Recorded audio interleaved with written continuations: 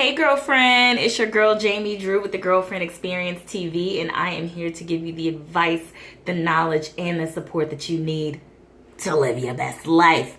Okay, so today's topic is how not to be broke in 2020. That's right. Ain't nobody got time for you to be broke another year, girl. I know you said last year was your year and you said this year was your year, but we're going to have to make that true at some point, right?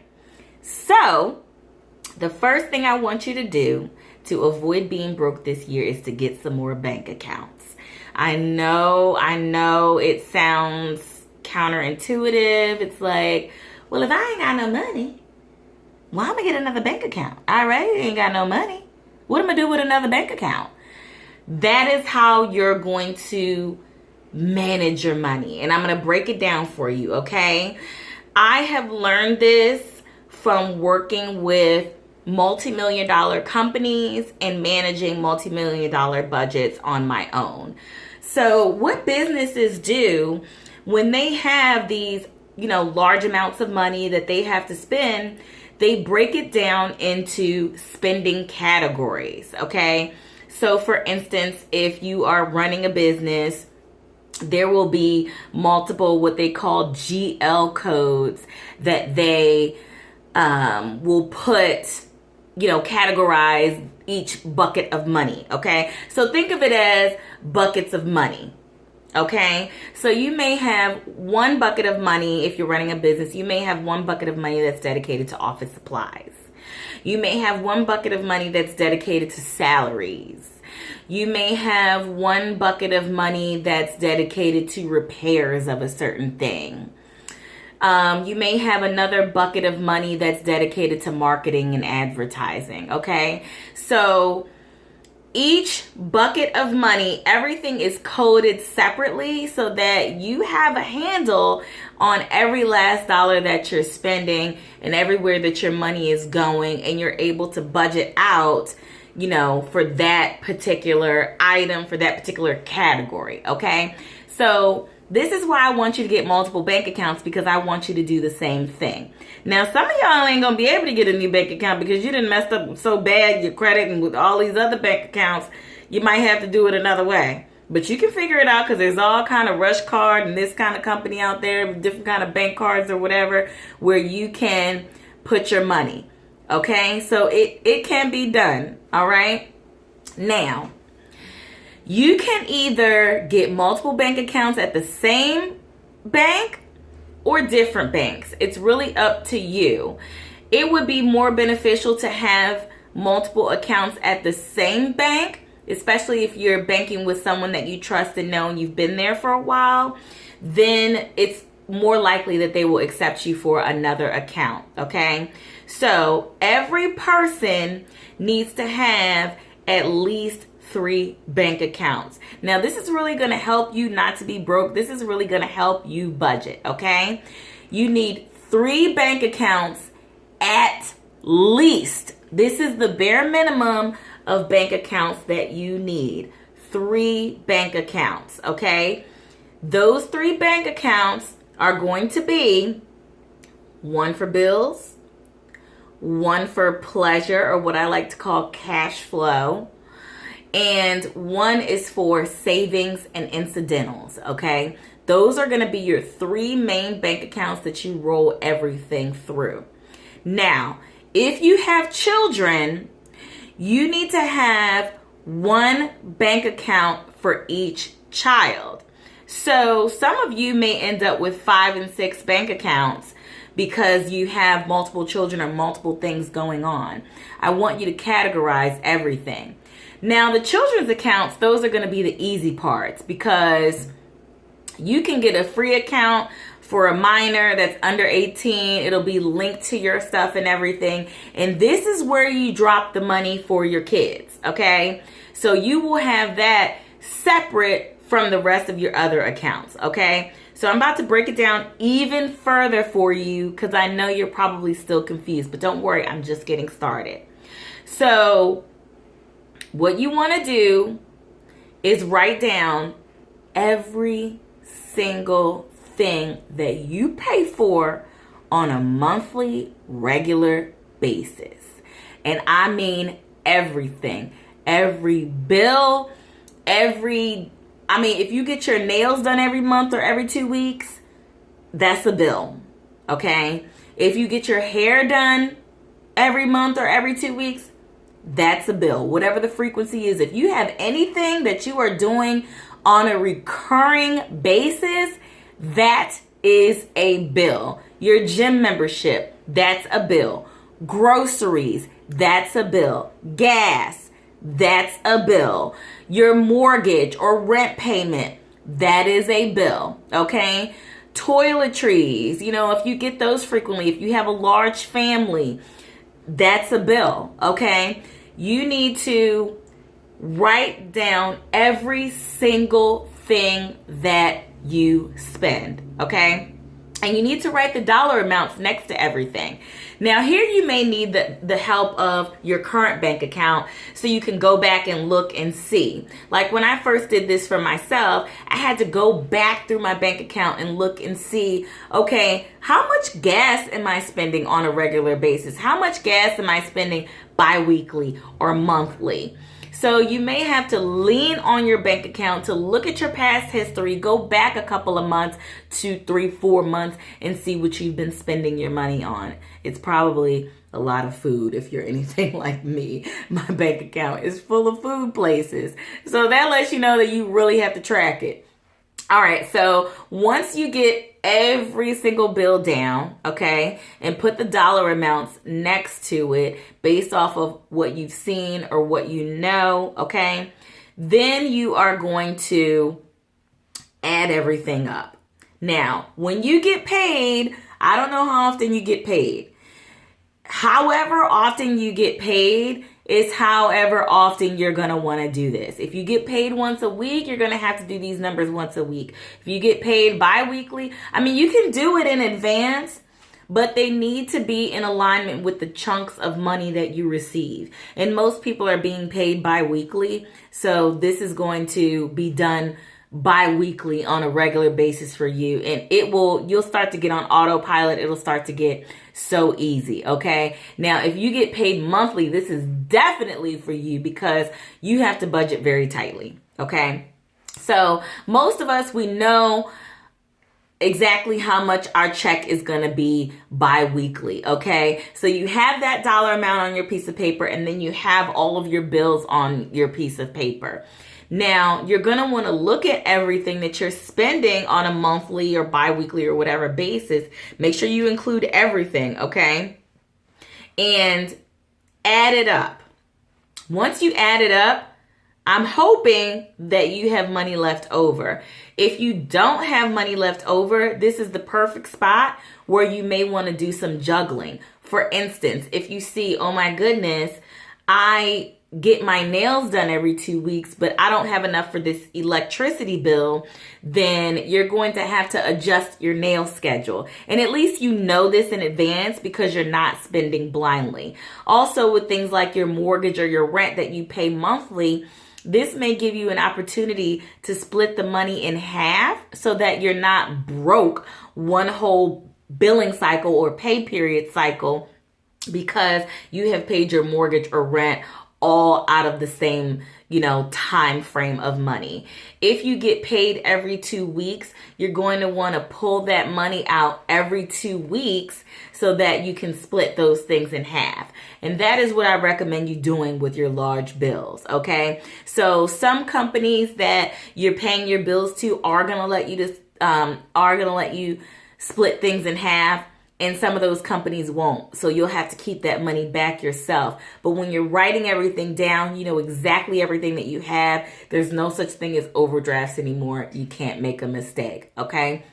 So everything that you've added up for your bills, you're going to drop into that bill account. Now, I would suggest you keep your bill account as your where your direct deposit goes into, okay? That's the most logical way to do that. Okay, so all of that bill money sits there, is not touched. You might as well throw that bank card away. Well, unless you're making online payments, then you want to keep the bank card. But basically, you do not touch that bank card for anything but bills. When you go to the store and you go to buy some clothes or some lipstick or something, that's coming out of the pleasure account or the cash flow account. So what you've done is you've decided all of this money is going towards bills. This is going in the bills account, okay? Then you're going to decide, how much do I want to go into my savings or incidentals account? Okay, by incidentals, you know what I mean. Oh shit money, rainy day money, okay? Something happens, oh my goodness, I need to reach over here and get some money, okay? So you're going to want to decide how much is going over there on a regular basis so that you can build that account up, okay?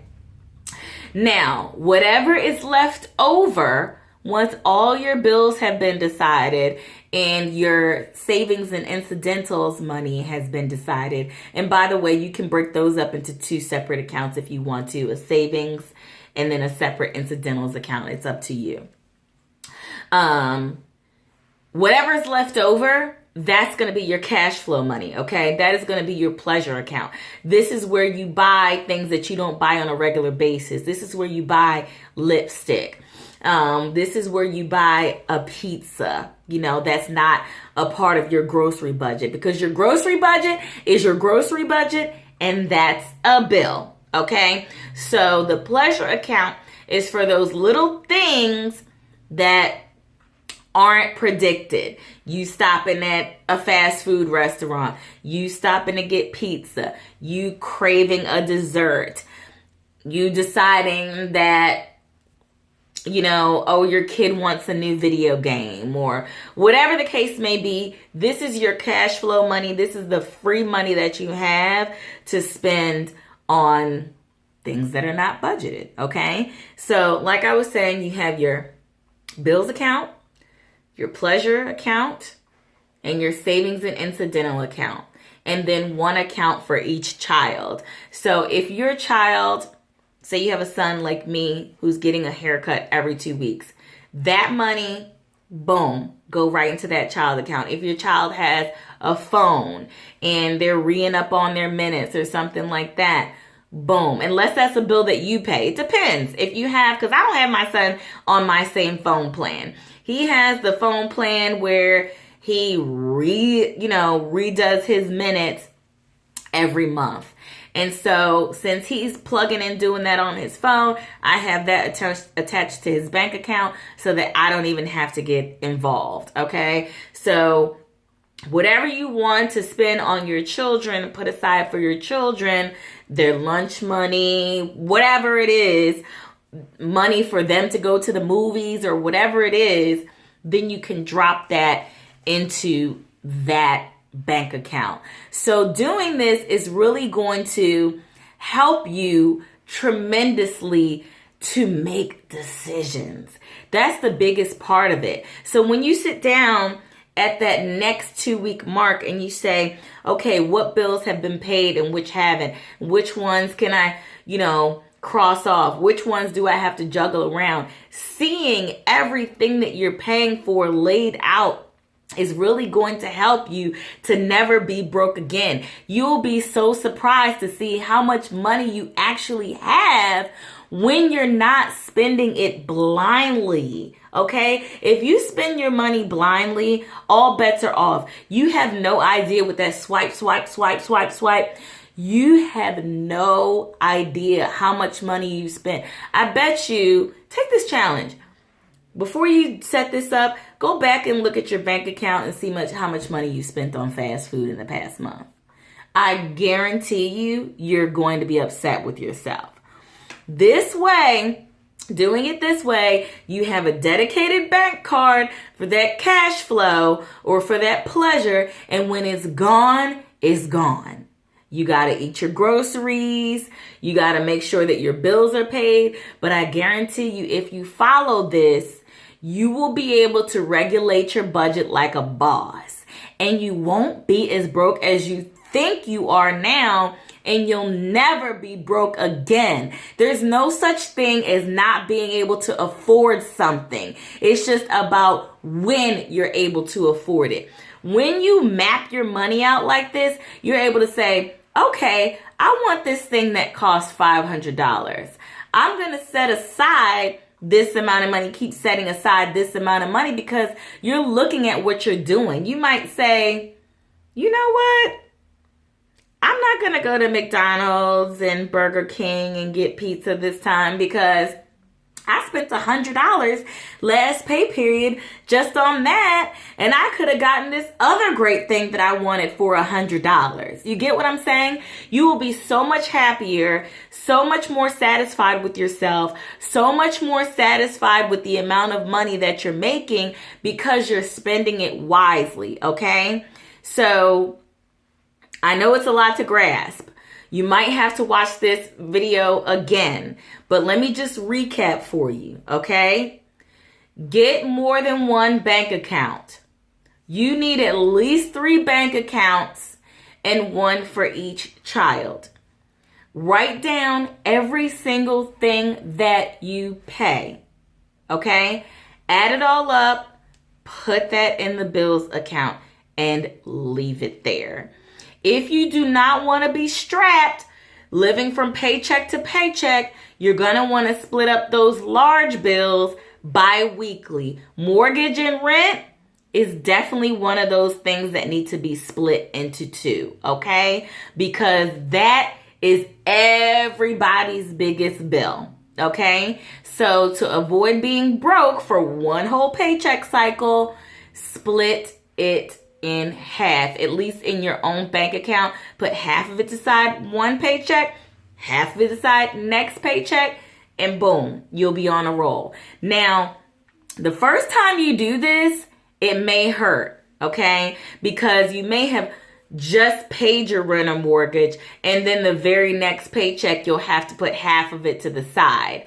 But that's just it's just gonna hurt one time, okay? If you're broke, if you need this advice, if you're watching this video, you're gonna need to do that. You're already hurting anyway, okay? So just take the pain that first 2 weeks, okay? Because this is gonna work out for you in the long run, okay? So that is all the time that I have today. That's the advice that I want to give you. How not to be broke in 2020. It's time to level up. It's time to do the damn thing.